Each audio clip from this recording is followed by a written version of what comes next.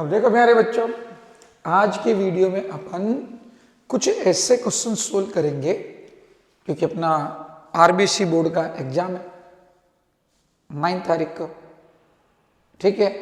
और सीबीसी का पेपर हो चुका है फिजिक्स का। तो फिजिक्स के सीबीसी के पेपर में जो जो क्वेश्चंस आए, ठीक है, और जो अपने आरबीसी बोर्ड में भी आ सकते हैं, इंपॉर्टेंट है अपने लिए, तो उन क्वेश्चन को मैं आपको सोल्व करके दिखा रहा हूँ। तो कृपया सब बच्चे ध्यान से देखें कि कैसे कैसे क्वेश्चन सीबीसी बोर्ड में आए जो इजी से थे, और आप अगर करके जाएंगे और आपके आ जाए राजस्थान बोर्ड में तो आप बहुत इजीली इसको कर सकते हैं। तो ध्यान देखें, जैसे पहला क्वेश्चन इसमें आया, इसमें क्वेश्चन दिया गया कि आपके पास में दो आवेश हैं, कितने हैं? 2 चार्ज, दो आवेश दिए हैं इसने, प्लस क्यू और प्लस क्यू, दो आवेश।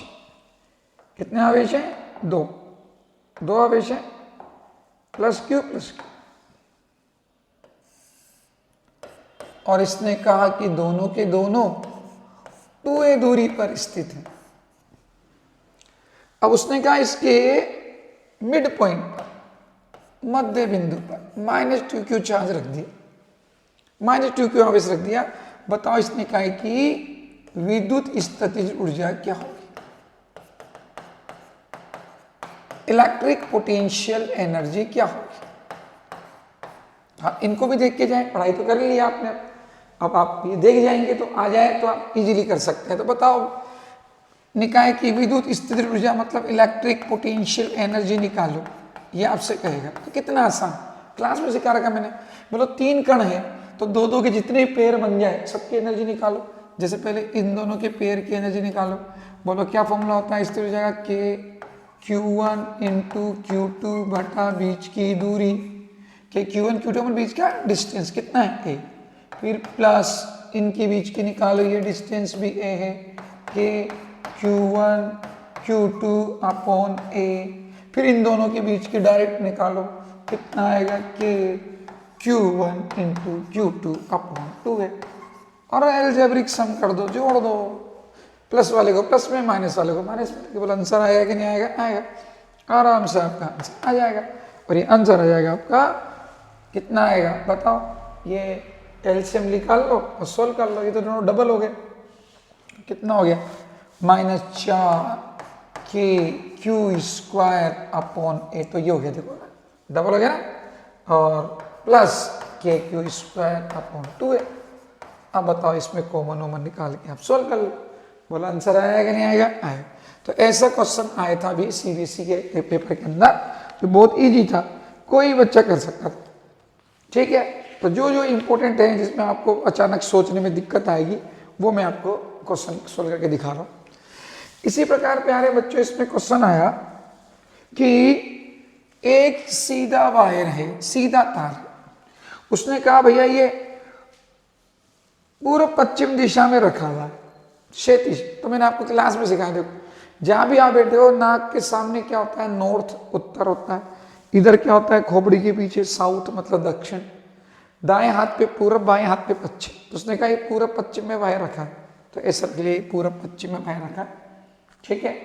अब जैसे आपके हिसाब से देखें तो आप देख रहे हो, तो आपके लिए नॉर्थ का है इधर, साउथ का इधर, इधर क्या है आपके लिए? ईस्ट, इधर क्या है? वेस्ट। अब उसने कहा तार ईस्ट वेस्ट में रखा है। अब उसने कहा इसमें धारा बह रही है इधर, धारा की दिशा नीले पेन से दिखाया, करंट बह रही है पूरब से पश्चिम की ओर।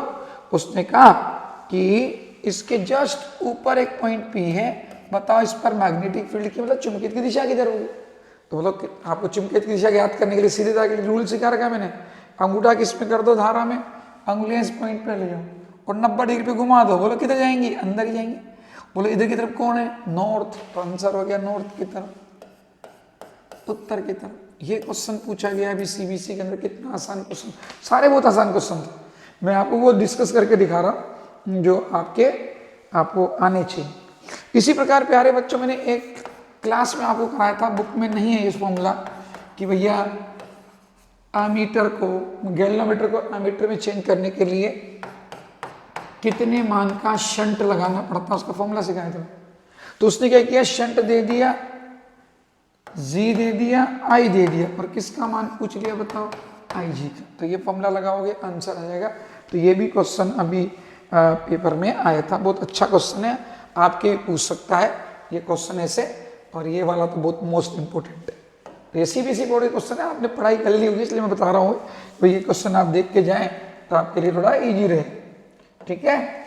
इसी प्रकार देखो एक क्वेश्चन बहुत इजी सा ये आया था, देखिए आप आराम से आपने पढ़ाई कर ली है बेटा बहुत अच्छी, और पेपर को बिल्कुल रिलैक्स माइंड से करोगे सब कुछ आपको आएगा, ठीक है। अब ऐसे देखो इसने एक क्वेश्चन दिया, हाँ जैसे ये उसने कहा एक्सेल और ओमेगा के बीच में ग्राफ है। हमने आपको बता रखा है, सब जानते हैं एक्सेल बराबर क्या होता है बताओ, ओमेगा एल होता है ना, तो ग्राफ सीधे आएगा। अब उसने 2 के लिए दिया, ये L1 है और ये L2 है, ये एंगल दे दिया 30, ये दे दिया 60, और कहा भैया L1 बटा L2 का मान बताओ। तो सारे समझदार बच्चे बताओ L कैसे निकलेगा बताओ, यहाँ से L बराबर क्या होगा, एक्सेल अपॉन ओमेगा है, एक्सेल अपॉन ओमेगा ढाल निकाला tan थीटा, तो L1 के लिए कितना आएगा बताओ, tan 30, tan 30, स्लोप निकालनी है बस ओनली, और ये tan 60, बोलो tan 30 की वैल्यू 1/√3, इसकी √3, तो बोला L1 अपॉन L2 का मान पूछा इसने, तो बोला L1 अपॉन L2 आपके पास आ जाएगा। L1 तो tan 30 हो गया, और ये tan 60, बोलो 1/3, बोलो अनुपात आया कि नहीं आया, ऐसे आप रेशियो निकाल सकते हैं, ठीक है। तो वैल्यू ऑफ L1 L2 पूछी थी उसने, L1 का 30 कोण दे रखा है, तो बस आपको tan निकालना था, ठीक है ना, लंब बटा आधार होता ना, tan theta perpendicular upon base, तो L1 अपॉन L2 आ जाएगा। ये क्वेश्चन आया अभी, बहुत इजी सा क्वेश्चन था, तो आपने पढ़ाई कर ली है तो आप भी एक थोड़ा बहुत क्वेश्चन करके जाएंगे। अच्छा ये क्वेश्चन देखो मैंने क्लास में करा रखा है कि EM वेव में, विद्युत चुंबकीय तरंग में EB कंपन करता है, जैसे तरंग यूं जा रही है तो EB कंपन करता है और B भी कंपन करता है। बोला E और B के बीच में दोनों परपेंडिकुलर होते हैं, पर उसने ये नहीं पूछा, उसने पूछा कलांतर बताओ, E और B के बीच कलांतर बताओ, तो एक ही बिंदु पे कंपन कर रहे हैं, तो बोला दोनों के बीच में फेज डिफरेंस अगर पूछ लेता है E और B के कंपन के बीच, तो फेज डिफरेंस कितना होता है भाई, 0 होता है, ध्यान रखें, क्योंकि एक ही पॉइंट पे वाइब्रेट कर रहे हैं, इधर EB, हाँ E और B परपेंडिकुलर है। कोई पूछे E और B के बीच में के तल के बीच में कोण कितना होता है, 90 है, वो पूछे कलांतर बताओ, तो इसने कलांतर पूछा कि तरंग, इसने बोला तरंग जा रही है Z में, बोला ये X में Y में, तो बच्चे कलांतर मतलब होता है किस पॉइंट पर वाइब्रेट कर रहा है, एक ही पॉइंट पे कंपन कर रहा है, तो कलांतर तो 0 भाई, E और B के बीच में, E और B के कंपन लंबवत हैं, पर कलांतर कितना है, 0, ये ध्यान रखें, ठीक है। इसी प्रकार देखो एक बहुत अच्छा क्वेश्चन आया कि जो बच्चा सोच के जाए वही कर पाता है ऐसे क्वेश्चन को। इसने कहा B बराबर B0 कोस 2π/t इंटू टी, ठीक है। देखो क्या पूछा उसने क्वेश्चन, ये है बताओ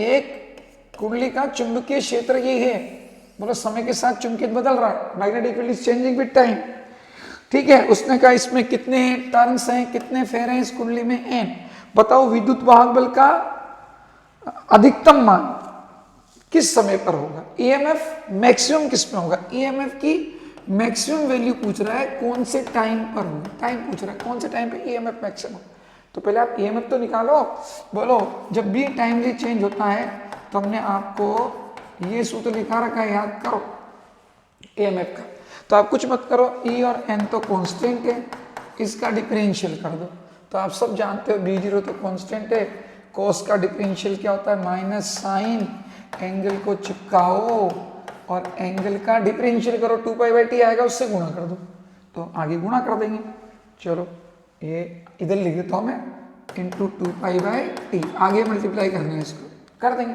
पर देखो मुद्दा यह है कि उसने पूछा मैक्सिमम, तो बोला E मैक्सिमम कब होगा, जबकि साइन का मान भी क्या होगा, मैक्सिमम, बोलो साइन का मैक्सिमम वैल्यू कितनी होती है, अधिकतम से अधिकतम मान कितना होता है, 1, बोलो कौन कौन से कोण पर एक मान होता है, बताओ सबसे पहला सोचो, सबसे पहला कौन से कोण पर साइन का मान अधिकतम होता है, बताओ। π/2 पर होता है। 90 पे होता है ना मान, 90 पे कितना मान होता है बताओ, एक ही तो होता है। तो बोलो यहाँ से पाई से पाई कट गया, तो पहला समय कितना हो गया बताओ, t/4। t/4 पे अधिकतम होता है। उसके बाद अगला अधिकतम मान किस पे होता है, 5π/2 पर। किस पर, 5/2। तो खैर वो तो आपको समय पूछ रहा है किस समय पर मैक्सिमम होगा, तो आप आराम से लिख सकते हैं t/4 पे क्या होगा, मैक्सिमम से मैक्सिमम होगा। तो कैसे निकाला, देखो b दे रखा है, b का t के सापेक्ष क्या किया, अवकलन, तो साइन आएगा, पक्की बात है, कोस का अवकलन साइन, साइन का अधिकतम मान किस पे होता है बताओ, एक होता है। कितने कोण पे होता है, साइन 90 का मान एक होता है। बोलो टाइम आ गया कि नहीं आ गया। तो ऐसा क्वेश्चन पूछा गया, आपसे पूछ सकता है, ठीक है। हाँ, तो कृपया ऐसे क्वेश्चन भी करके जाएं। ऐसे प्यारे बच्चों में एक दो और क्वेश्चन पे आपका ध्यान केंद्रित करना चाहूंगा, जो मैंने बुक में न होने के बाद भी आपको कराया है, बुक में न होने के बाद भी आपको कराया। तो देखो ये क्वेश्चन था, इसने ये दिया है कि एक प्रोटॉन है, एक प्रोटॉन है और एक अल्फा कण है, इन पर भैया अल्फा पार्टिकल है, इस पर विभवांतर लगाया v1, इस पे लगाया v2, विभवांतर से त्वरित किया इनको, ठीक है। और कहा गया कि इनकी डी ब्रोगली तरंग दैर्ध्य सेम है, इनका दोनों का डी ब्रोगली तरंग दैर्ध्य सेम है।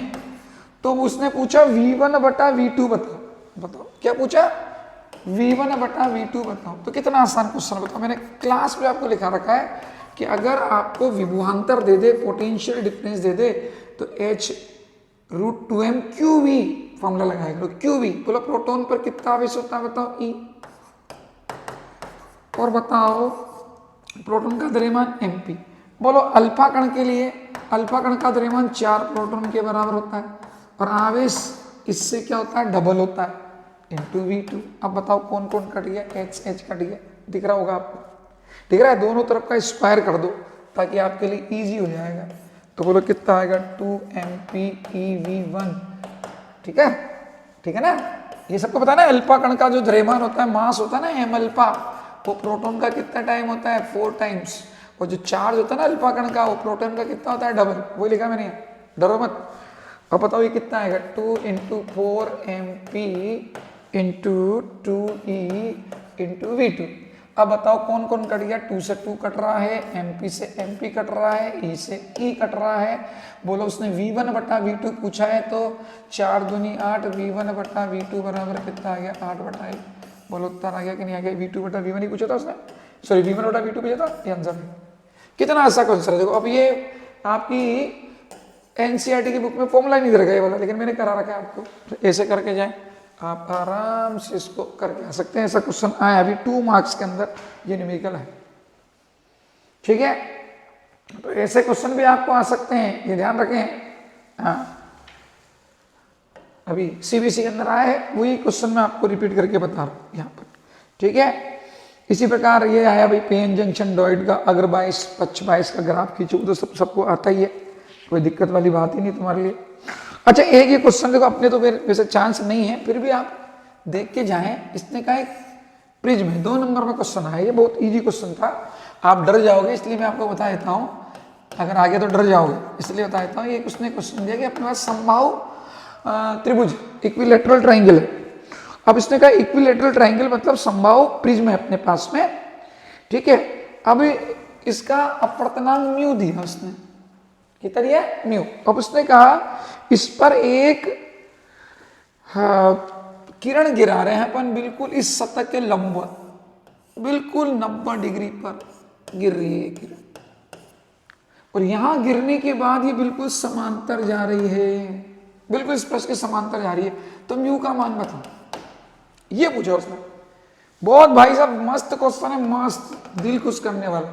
अच्छे बच्चा जो है वही कर पाएगा इस क्वेश्चन को। तो देखो कितना अच्छा है, आप सब जानते हो, मैंने बता रखा क्लास में, 90 पे कोई किरण गिरती तो आर पार जाएगी, कोई अपवर्तन नहीं होगा, कोई रिफ्लेक्शन नहीं होगा यहाँ पर। अब यहाँ गिरी, और भाई यहाँ गिरी।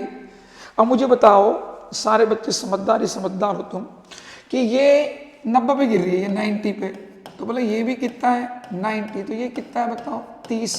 ये बिल्कुल 90 पे होती थी, ये कितना कोण है बताओ 60 है कि नहीं। अब इस 60 कोण पर बिल्कुल स्पर्श से जा रही है, तो बताओ जब सघन से विरल में जाती हुई किरण क्रांति कोण पर गिरती है तो ही तो पृष्ठ के समांतर जाती है भाई। तो ये क्रिटिकल एंगल बन गया भाई, डेंसर से रेयर में जा रही, क्रिटिकल एंगल पे गिरेगी तो ही तो बिल्कुल पैरेलल जाएगी।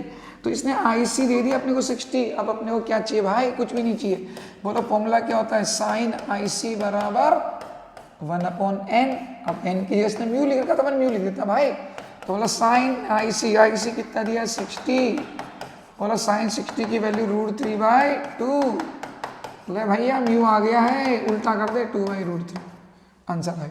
ये बहुत अच्छा क्वेश्चन आया था CBSE में, 2 मार्क्स का क्वेश्चन था। और आपके भी आने वैसे राजस्थान बोर्ड में से क्वेश्चन आते नहीं, पर आ जाए तो कर सकते हो। देखो कितना सा लंबत गई, तो यहाँ तो कोई अपवर्तन होगा नहीं, यहाँ गिरी। अब बताओ ये 90 जाएगी, 90 ये 60 थी, कितना बचा 30, तो ये तो 90 में होती है बिल्कुल परपेंडिकुलर, तो ये 60। अभिलंब से तो कोण नापते हैं, नॉर्मल से तो एंगल नापते हैं, तो इंसिडेंस एंगल 60 पे बिल्कुल पैरेलल जा रही है। तो भाई इसका क्रांति कोण दे दिया उसने, स्टाइलिश। तो ऐसा क्वेश्चन ये आया था, कृपया इसको करके जाएं, बहुत मजेदार क्वेश्चन था। ठीक है, एक प्यारे बच्चों देखो कितना आसान, मैंने क्लास में क्वेश्चन करा रखा है, वो पूछा इसने कि भैया एक दूरदर्शी है, दूरदर्शी मतलब टेलीस्कोप, ये टेलीस्कोप है, दूरदर्शी है भैया, दूरदर्शी। अब उसने बताया क्या दिया, आप याद करोगे तो मैंने क्लास में करा रखा ऐसा क्वेश्चन। उसने क्या दिया कि भैया इसकी ऑब्जेक्टिव लेंस और आई लेंस मतलब अभिदृश्यक और अभिनेत्र के बीच की टोटल दूरी दे रखी है 1 मीटर। कितनी दे रखी है, 1 मीटर मतलब 100 सेंटीमीटर। उसको ट्यूब की लंबाई बोलते हैं मन, FO + AP, तो FO + AP दे रखा है 100 सेंटीमीटर। ठीक है भाई। अब उसने दे दिया इसका मैग्निफिकेशन, m बराबर कितना है 19 है। बोलो m क्या होता है, FO/AP। और पूछा है FO AP बताओ, तो बेटा यहाँ से FO निकाल के यहाँ रख दो, 19 और 1 20। बोला आंसर आएगा कि नहीं आएगा, आएगा। तो FO AP पूछ लिया उसने यहाँ से, भाई यहाँ से FO का मान यहाँ रखो, अपने आप AP का मान आ जाएगा पास 5 सेंटीमीटर, बचा हुआ 95 सेंटीमीटर उसका होगा। तो ये क्वेश्चन है, बहुत मस्त क्वेश्चन। ठीक है, ऐसे ही प्यारे बच्चों एक क्वेश्चन जो कि बच्चा सोच नहीं सकता, उसने कहा रदरफोर्ड का जो अल्फा कण प्रकीर्णन प्रयोग हम रदरफोर्ड मॉडल से पहले कराते हैं, तो उसने कहा भैया उसमें आप ग्राफ खींचो, किस किस के बीच में ग्राफ खींचो, n और थीटा के बीच में कर्व खींचो। किसके बीच में, n और थीटा। तो भैया हमने आपको बता रखा है कि भैया n और थीटा, n क्या है भैया, प्रकीर्णित अल्फा कणों की संख्या है, स्कैटर्ड अल्फा पार्टिकल के नंबर, और इधर क्या है एंगल, इनके बीच ग्राफ ऐसा आता है। मोस्टली पार्टिकल क्या करते हैं, और उसने 2 निष्कर्ष लिखो, तो अधिकतर अल्फा कण सीधे गुजर जाते हैं, कुछ अल्प कोण पे होते हैं, बहुत कम जो होते हैं वो वापस लौटते हैं। तो ऐसा ग्राफ पूछा और 2 निष्कर्ष पूछे उसने, और साथ में उसने पूछा बताओ अल्फा कण नाभिक के कितना पास जाएगा। तो याद करो मैंने इसका क्वेश्चन आपको करा रखा है कि अल्फा कण जाता है, उसमें कौन सी ऊर्जा होती है बताओ, काइनेटिक एनर्जी, गतिज ऊर्जा। पास जाने पर बोलो सारी किसमें चेंज जाती है, स्थितिज ऊर्जा में। तो ये जो x दूरी है यही सबसे निकटतम पहुंच की दूरी है, इसको निकटतम पहुंच की दूरी भी कहते हैं बेटा। तो उसने ये पूछी कि इसका फॉर्मूला लिखो x का, निकटतम पहुंच की दूरी भी बोलते हैं। और इससे मैंने आपको नाभिक की त्रिज्या निकालने सिखा के, ये देखना, तो ये है मिनिमम अप्रोचेबल डिस्टेंस, निकटतम पहुंच की दूरी। तो ये पूछा उसने भाई साहब, ये वाला, ये मैंने आपको लिखा रखा है, देखना आप, टक्कर प्राचल के नीचे, इंपैक्ट पैरामीटर के नीचे। ठीक है, तो आप ऐसा क्वेश्चन आ जाए तो भी आप कर सकते हैं।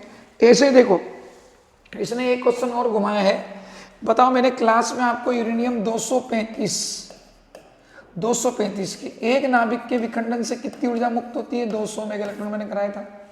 तो बताओ 1 ग्राम से कितनी होगी, इसका मैंने आपको क्लास में क्वेश्चन कराया था कि भैया आवोगाद्रो नंबर बटा एटॉमिक वेट परमाणु भार इनटू द्रव्यमान करके और उसको 200 मेगा इलेक्ट्रॉन वोल्ट से गुणा कर देना। कराया था नहीं कराया था, याद करो, ये करा रखा मैंने क्लास में क्वेश्चन। आप पता है उसने क्या करा, उसने कहा कि यूरेनियम का तो सबको पता है, उसने कहा प्लूटोनियम 239 है, उसके एक विखंडन से इतनी ऊर्जा मुक्त हो रही है। उसने खुद ने कहा एक फिजन से इतनी हो रही है, तो बोला 1 ग्राम प्लूटोनियम से कितनी ऊर्जा मुक्त होगी। तो तुम्हें क्या करना है, कुछ नहीं, यही फॉर्मूला यूज करना है, बस यहाँ 235 की जगह क्या कर देना है, बोलो कितनी द्रव्यमान संख्या इसकी 239, ये 239 कर, और 200 की जगह क्या कर देना भाई, इसमें 200 थी इसमें 180 है, यहाँ 180 लिख देना। बाकी ये का ये छाप के आना और सोल्व कर दिया, बोलो ये आंसर आ जाएगा। तो उसने ये क्वेश्चन पूछा, मैंने यूरेनियम का करा रखा, उसने प्लूटोनियम का पूछ लिया। तो ये आप भी देख कर जाएं कृपया करके। अब देखो एक और क्वेश्चन है, ये सबको पता ही है कि इसने पूछा है, बताओ जो एफएम है क्या उन विद्युत चुंबकीय तरंगों का तरंग दैर्घ्य लिखो।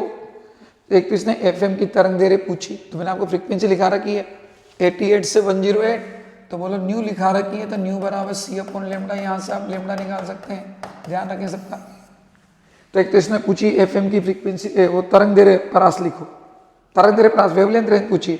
एक पूछा है जो हड्डियों में फ्रैक्चर का पता लगाने के लिए to detect the fracture in bones के लिए कौन सी किरणें आती है, एक्सरे, उसका वेवलेंथ पूछा। ट्रीटमेंट ऑफ मस्कुलर स्ट्रेन, मतलब अपने मांसपेशियों में खिंचाव को दूर करने के लिए अवरक्त तरंग, अवरक्त तरंग का तरंग दैर्घ्य लिख दो, ठीक है, इंफ्रारेड रेज का। ये पूछा है 3 नंबर में, 3 क्वेश्चन पूछे इसके, ठीक है। इसके बाद में देखो किरचॉफ लॉ का इसने एक बहुत शानदार न्यूमेरिकल पूछा, वो आपको बताना चाहूंगा मैं। वैसे अपने देखो आरबीसी बोर्ड में इतने हार्ड नहीं आते हैं, लेकिन फिर भी आप करें, आप देख के जाएं और मिल जाए तो करें, क्योंकि देखो ये सीबीएसई बोर्ड में आया है तो आपको आना चाहिए। देखो कितना इजी क्वेश्चन है ये। इसने कहा कि एक देखो इतना बड़ा सारा एक डायग्राम बना दिया इसने कि बच्चा देखते ही भाग ले, बेटा तुझसे ना हो पाएगा, लेकिन बहुत इजी क्वेश्चन था ये, तो बच्चे भागे भी बेचारे, डर के मारे सीबीएसई वालों ने दिया, तो जो बच्चे थोड़े से वीक होते हैं वो इनको देख लेते हैं, भागते हैं कि भैया ये कैसे होगा। तो देखो ऐसा क्वेश्चन दिया उसने, होगा किरचॉफ लॉ से, पर 10th लगेगी इसमें, 10th का काम था इसमें। देखो ऐसा डरावना डायग्राम दे दिया, तो आधे बच्चे तो डर के ही डायग्राम देख के भाई वालों ने तो अपनी कुंडली बंद कर ली कि भैया हमसे ना हो पाएगा, है ना। और यहाँ क्वेश्चन पॉइंट दे दिए A B C D E F G, है ना, H M और N, ये दिए उसने पॉइंट भाई। अब बताओ पूछ क्या रहा है उसमें, इसमें करंट बताओ, बीएम में करंट बताओ, बीएम में धारा बताओ, find out the current in BM, ये पूछ रहे। इसमें धारा बताओ, अब कितना आसान है भाई, कितना आसान है, बहुत आसान है, बस किरचॉफ का सेकंड लॉ लगेगा, इसमें आंसर आ जाएगा। लेकिन उसके लिए आपको थोड़ा सोल्व करना पड़ेगा बच्चों को, इतने बड़े भी किरचॉफ लॉ नहीं। देखो आप देख पा रहे होंगे, अगर आप समझदार बच्चे तो आप देख पा रहे होंगे। बताओ ये तीनों श्रेणी क्रम में सीरीज में, तो r प्लस 10 पास हो ना, r plus 2r plus r कितना हो गया 4r, मिटा भैया, इन सबका इक्विवेलेंट कितना है 4r है, मिटा, और एक रेजिस्टेंस लगा दे 4r, चल मेरे भाई लगा, ये 4r लगा दिया सर, लगा दिया 4r, लगा दिया 4r। अब बता ये दोनों कौन से क्रम में, समांतर क्रम में, तो 1/4r प्लस 1/4r याद है ना, तो 2r आएगा इसका, 10th पास हुआ, कितना आएगा इसका 2r, लगा बेटा लगा, इनकी जगह क्या लगा दे 2r लगा दे, ये 2r। अब बताइए दोनों सीरीज में श्रेणी क्रम में, 2r कितना होगा 4r, चल बेटा इनकी जगह हटा, एक लगा, कितना 2r लगा भैया 2r, ये लगा दिया 2r, है कि नहीं है, अरे है कि नहीं है? अब बताओ यहां पर 2r आ गया अपने पास में, ये आ गया 4r 2r, यहाँ आ गया कितना, सॉरी 2r कितना हुआ 4r, गलत लिख दिया, 2r कितना आ गया 4r, है ना, 2r 4r। अब बताओ ये दोनों कौन से क्रम में, पैरेलल में, तो पैरेलल में बताओ वही 1/4r कितना बचेगा बताओ 2r। मुद्दा ये है यहाँ के अपने पास 2r बच गया, है कि नहीं है? अब बताओ इसमें से बताओ, इससे माना करंट कितनी निकली I1, इससे कितनी निकली I2।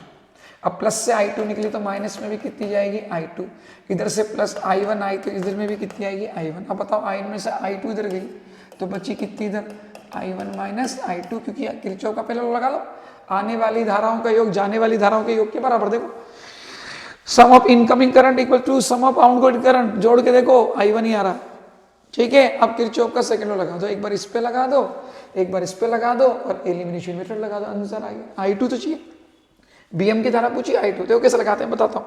पहले इस पे लगाओ, बोले इसमें कितने सेल है भाई 2 हैं, बड़ा ये रहा, इसके प्लस से नेम चालू कर दो, A B M N A, लगाओ मेरे साथ लगाओ तुम। बोलो इसका रेजिस्टेंस 3R इंटू I1, बोलो इसका 4R I2। चलो भैया करो एल्जेब्रिक सम, सब जानते हो, समान दिशा में धारा है प्लस कर दो। बोलो इन दोनों का बीजगणित योग करो, प्लस माइनस जुड़ रहा है तो कितना आएगा, जोड़ दो 16E। ये लो एक इक्वेशन नहीं बनी, बनी नहीं बनी भाई, बन गई। अब इस पे लगा, बोलो इसमें सेल के प्लस से नाम चालू करो, कितना है MHCBM, है ना, MHCBM। चलो भैया कितनी करंट है, एक तो रेजिस्टेंस 2R है, करंट कितनी है I1 माइनस I2, इसमें करंट कितनी है बता 4R इंटू I2। कर एल्जेब्रिक सम कर भैया, करें तो ये तो उल्टी आ रही है माइनस, एक इसमें प्लस, माइनस प्लस बराबर में एक ही बैटरी तो 6E। बोले यहाँ से भी एक समीकरण बन गई, देख तेरे पास बन गई ना। इस पे लगाया किरचॉफ सेकंड लॉ, बता क्या बनी, लगा ये बनी -2R I1 और ये कितनी बची प्लस 6R I2 बराबर 6E। अब बताओ भाई विलोपन लगा दो और I1 खत्म कर दो। कैसे करेंगे, इसको 2 से गुणा, इसको 3 से गुणा कर जोड़ दो। बोला I2 का आंसर आया कि नहीं आया, आ गया। Most important question, Kirchhoff law अपने पहले ही कहा था, सीबीसी में भी चिल्ला कहा था कि किरचॉफ लॉ का न्यूमेरिकल आएगा, आया और ऐसा आया। आपके आ जाए तो आप भी करके आना, समझे हो। तो बहुत इजी क्वेश्चन आए। इसी प्रकार क्वेश्चन आया कि एक उत्तल लेंस है, ठीक है, और एक अवतल लेंस है, एक की फोकस दूरी 20 से 15 है, कॉन्टेक्ट तो वही आपको सिखा रखा है 1/f बराबर 1/f1 प्लस 1/f2 वाला फॉर्मूला, उसके न्यूमेरिकल है। तो ये कुछ बेटा एक्स्ट्रा टॉपिक क्वेश्चन ऐसे थे कि जो भाई अपने को वहाँ पर करने में दिक्कत आ जाए आतु आधे तो आप जो एक्स्ट्रा क्वेश्चन है वही बता रहा हूँ मैं, बाकी तो आपको पढ़ाई कर लिया आपने। एक इलेक्ट्रॉन चक्कर लगा रहा है नाभिक के चारों तरफ, नाभिक के चारों तरफ चक्कर लगा रहा है, बताओ इसका मैग्नेटिक चुंबकीय आघूर्ण ज्ञात करो, मैग्नेटिक मोमेंट। तो मैंने आपको इलेक्ट्रॉन का सिखा रखा ना नाभिक के चारों तरफ। इसने एक प्रोटॉन दिया तो हमने एक प्रोटॉन, नाभिक पे आवेश Jd होता है, ठीक है, यहाँ एक प्रोटॉन के चारों तरफ चक्कर लगा रहा था अपन ने, नाभिक के चारों तरफ चक्कर लगाता है इलेक्ट्रॉन, उसका चुंबकीय आघूर्ण लिखा रखा है बोर मैग्नेटोन, वो करना था। तो ये 5 नंबर में क्वेश्चन आया था इसका।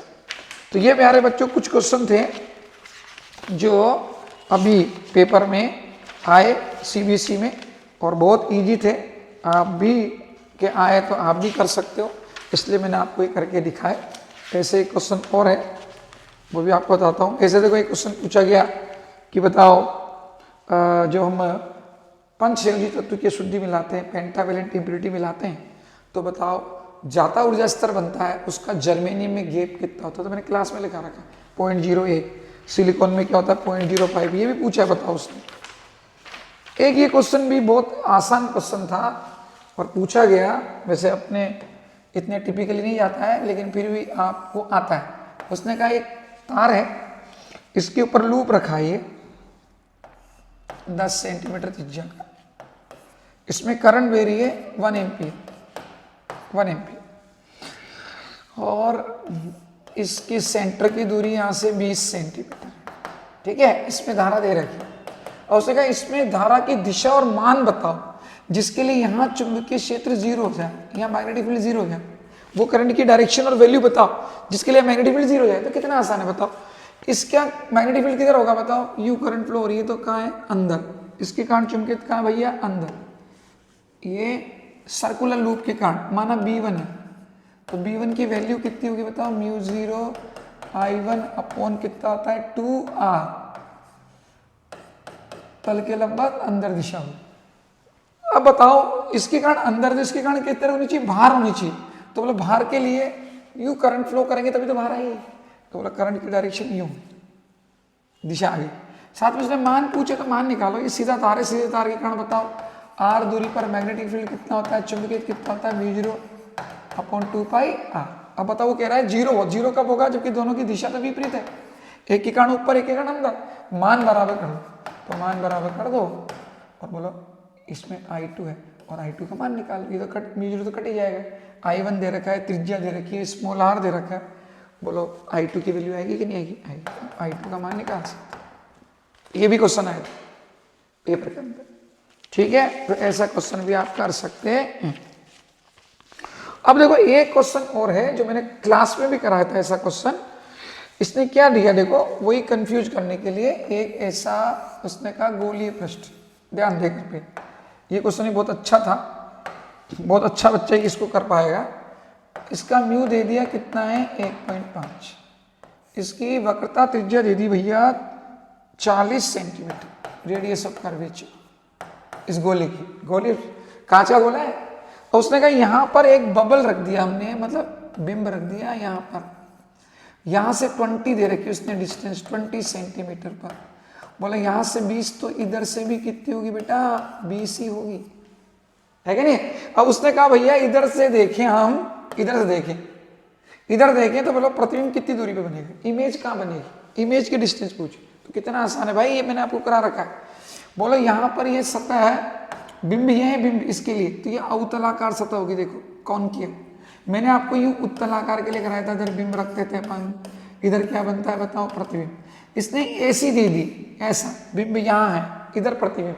तो क्या दिक्कत है, मैंने आपको सूत्र सिखा रखा है, बिंब किरण के माध्यम का अपवर्तनांक बटा बिंब की दूरी माइनस यू, प्रतिबिंब किरण का माध्यम का अपवर्तनांक बटा प्रतिबिंब की दूरी, दोनों का अंतर बटा वक्रता त्रिज्या।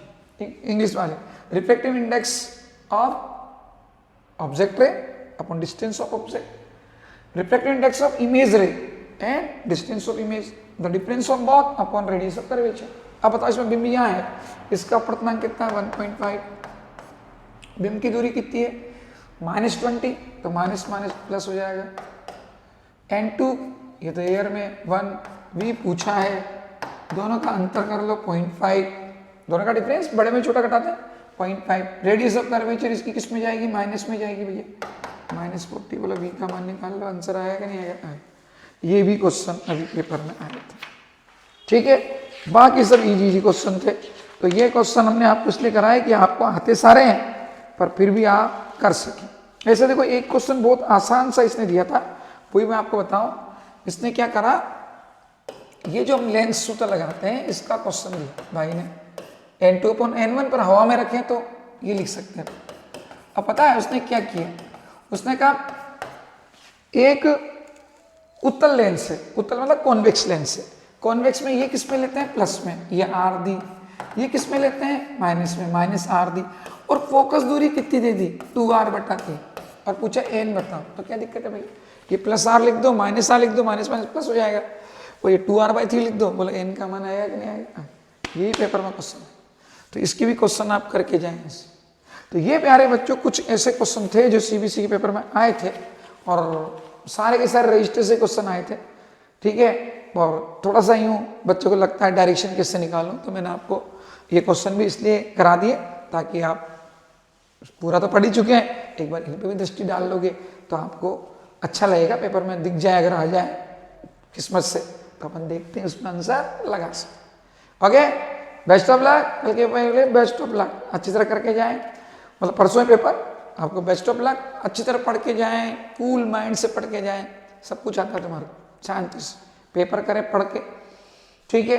और जितना माइंड को बिल्कुल साइलेंट करके पेपर करोगे उतना ही पेपर अच्छा जाएगा। मतलब कोई क्वेश्चन को देख के घबराए नहीं, अपने विश्वास रखो, फॉर्मूले को यूज करो, पक्का आंसर आएगा।